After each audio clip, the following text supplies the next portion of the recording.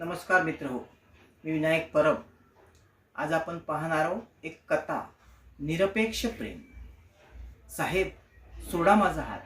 लोक बघतील तुम्ही या जिल्ह्याचे कलेक्टर आणि मी एक तमाशात नाचणारी तमासगीर. माझ्या पदराचा डाग तुमच्या पांढऱ्या शुभ्र शर्टावर लागला तर तुमच्या चारित्र्यावर शिंतोडे उडतील. चंपाने डोळ्यातील पाणी लपवत सिद्धार्थचा हात झटकला. सिद्धार्थने पुन्हा रागाने तिचा हात धरला, तिला जवळ ओढले आणि माईक हातात धरून म्हणाला, ज्या पांढरपेशी समाजाची तुला भीती वाटते चंपा, त्या समाजाने मला कधीच मदत केली नाही. जेव्हा मी उपाशी होतो तेव्हा तमाशाच्या फडावरचे स्वतःचे पायातले घुंगरू विकून तू माझी UPSCची फी भरलीस. आज जर समाजाच्या भीतीपायी तुला सोडलं तर लाल दिवाच्या गाडीत मिरवणारा साहेब जिवंत असेल, पण त्याच्यातला माणूस कधीच मेला. मित्रांनो, ही कथा आहे कोल्हापूरच्या एका छोट्याशा गावातली. चंद्राची चांदणी नावाचा तमाशाचा फड या गावात लागायचा. या फडावर चंपा नावाची एक देखणी नर्तकी होती. तिचं रूप असं होतं की तिची एक झलक बघायला गावच्या गाव लोटायचं. तिच्या एकेका अदेवर सारे फिदा होते. पण चंपाच्या नशिबी नाचणंच लिहिलं होतं. ती कधी लग्नाचं स्वप्न पाहू शकली नाही, कारण तमाशातल्या बाईशी कोण लग्न करणार, कोण आपलंसं करणार तिला. त्याच फडावर सिद्धार्थ नावाचा एक 25 वर्षाचा अनाथ तरुण सटरपटर कामं करायचा. तंबू ठोकणे, लाइटिंग लावणे, कलाकारांचे कपडे धुणे अशी हलकी कामं तो करायचा. परंतु सगळे झोपल्यावर मात्र स्ट्रीट लाईटच्या उजेडात तो अभ्यास करायचा.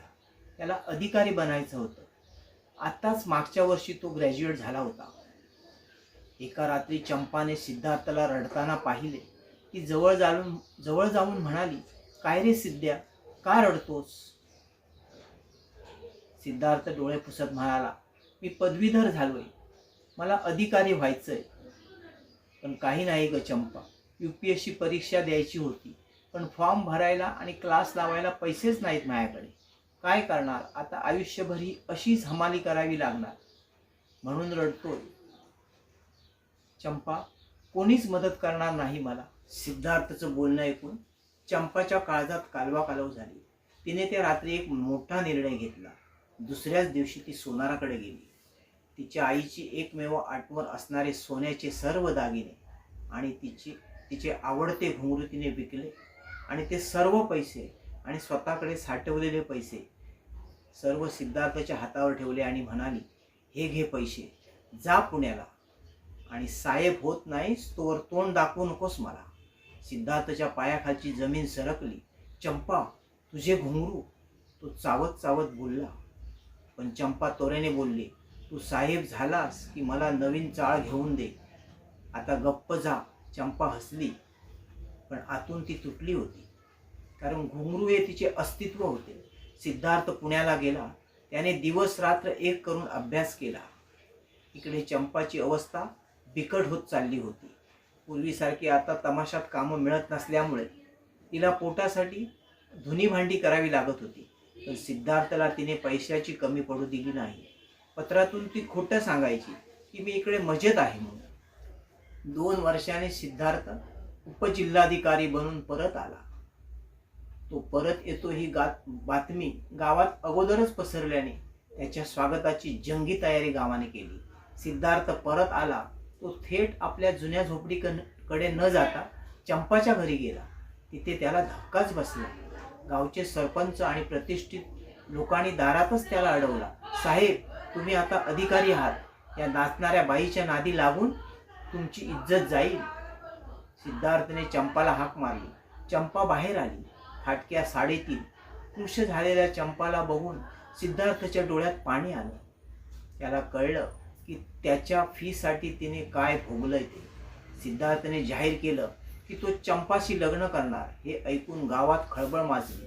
एका अधिकाऱ्याने तमाशातील बाईशी लग्न करणे समाजाला मान्य नव्हते. त्या रात्री सरपंचाने चंपाला गाठलं.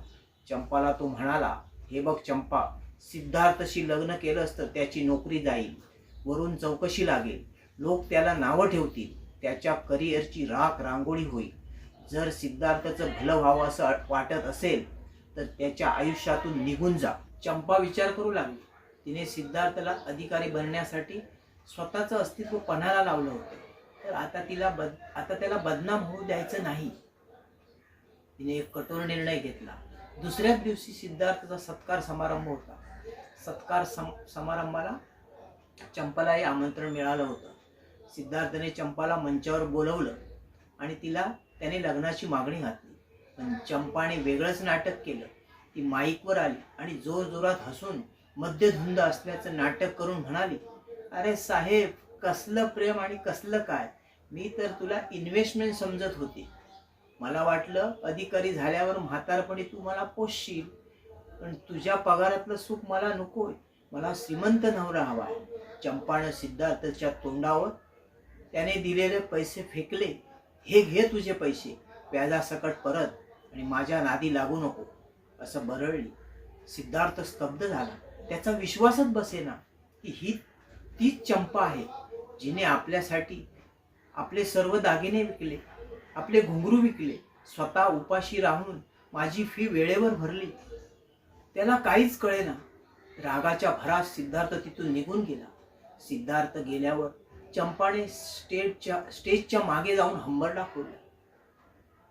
तिने सिद्धार्थच्या भल्यासाठी स्वतःला त्याच्या नजरेत वाईट ठरवलं होतं. 6 महिन्यानंतर सिद्धार्थाला एक पार्सल आलं पोस्टामार्फत. त्याचं एक पुस्तक आणि एक चिठ्ठी होती. ती चिठ्ठी गावच्या पोस्टमनने लिहिलेली होती. साहेब, ही चिठ्ठी चंपानं तुमच्यासाठी लिहायला सांगितली आहे. तुम्ही गावावरून निघून गेल्यानंतर 2च दिवसात चंपाने नदीत उडी मारून जीव दिला. मरण्यापूर्वी ती म्हणाली, माझ्या साहेबाच्या पांढऱ्या कपड्यावर मी डाग बनून राहू शकत नाही. हा डाग मिटला तरच त्याचे कपडे आणि जीवन चमकेल. साहेब, ती वाईट नव्हती. तुमची बदनामी टाळण्यासाठी तिने स्वतःच्या प्रेमाचा आणि आपला बळी दिलाय. सिद्धार्थच्या हातातील चिठ्ठी थरथरू लागली. तो आपल्या केबिनमध्ये मोठमोठ्याने रडू लागला. ज्या खुर्चीसाठी तिला समाजाने नाकारली, ती खुर्ची आज त्याला काट्यासारखी टोचत होती. आज सिद्धार्थ खूप मोठा साहेब झालाय. त्याच्या गाडीला लाल दिवा आहे. पण जेव्हा कधी लांबून तमाशाच्या फडावरून घुंगरूचा आवाज येतो, तेव्हा हा कडक शिस्तीचा अधिकारी आपली गाडी थांबवतो आणि आपले डोळे पुसतो. कारण त्या घुंगरूच्या आवाजात त्याला त्याच्या चंपाच्या त्यागाची किंचाळी ऐकू येते. मित्रांनो, गोष्ट कशी वाटली ती कमेंट करून कळवा. जर गोष्ट तुम्हाला आवडली तर अशीच गोष्टींची एक मालिका मी सुरू करणार आहे. धन्यवाद.